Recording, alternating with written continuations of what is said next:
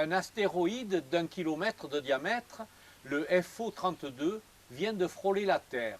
Filant à 120 000 km à l'heure, il est passé à 2 millions de kilomètres de nous.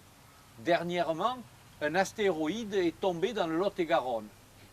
Rien d'extraordinaire, notre Terre en a connu d'autres, nous explique Philippe Gilabert, le président du club astronomique Vega de la Lyre. Effectivement, la Terre est soumise à un bombardement, évidemment il est assez léger maintenant. Il a été à des époques antérieures très intense et même certaines hypothèses scientifiques estiment que une partie de l'eau qui est dans nos océans et mers serait due à la chute de comètes. En ce moment, on recense un certain nombre de météorites qui tombent, dont une récemment qui est tombée du côté d'Aiguillon dans le Lot-et-Garonne. Elle a été vue par le réseau Vigiciel, qui est un réseau de caméras répartis sur la France. D'après le scientifique qui supervise, M. Collat, la recherche, déjà à voir sa chute, on peut déterminer son orbite et son origine. Depuis à peu près une vingtaine d'années, la NASA recense un maximum de ces corps qui pourraient à un moment ou un autre, en croisant l'orbite de la Terre, éventuellement peut-être se cracher sur la Terre. Donc on appelle ça ces corps des géocroiseurs. Donc il y a 3 classes de corps.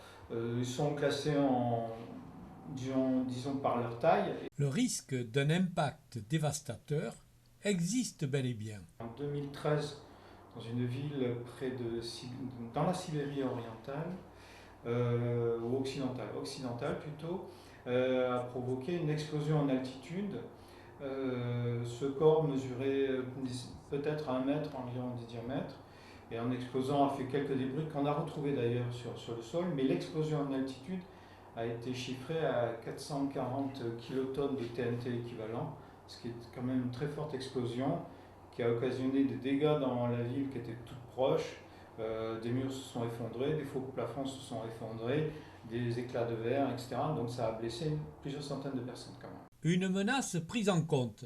Les scientifiques scrutent notre galaxie et tentent d'apporter une réponse si un astéroïde croisait l'orbite de la Terre. La NASA a mis en route le projet DART pour envoyer un petit impacteur, donc c'est un petit satellite qui va se cracher sur le géocroiseur Didymos.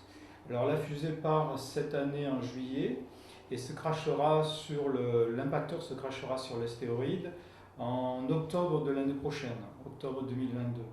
Et ce qu'on veut voir, du moins la NASA veut voir si, en crachant un petit impacteur sur un géocroiseur à une position très particulière de son orbite, c'est-à-dire au plus éloigné de la Terre, si ça provoque une déviation suffisante de son orbite pour lorsqu'il arrivera au parage de la Terre, et s'il y avait éventuellement un danger de collision, que ça passerait à côté. C'est le but de cette expérience.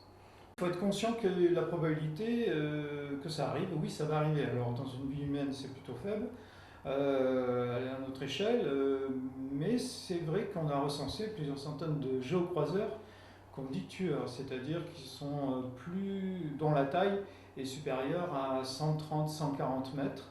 Et là, si ça tombe sur Terre, ça se crache. Bon, ça peut se cracher dans un désert, ça peut se cracher dans un océan, mais vu l'impact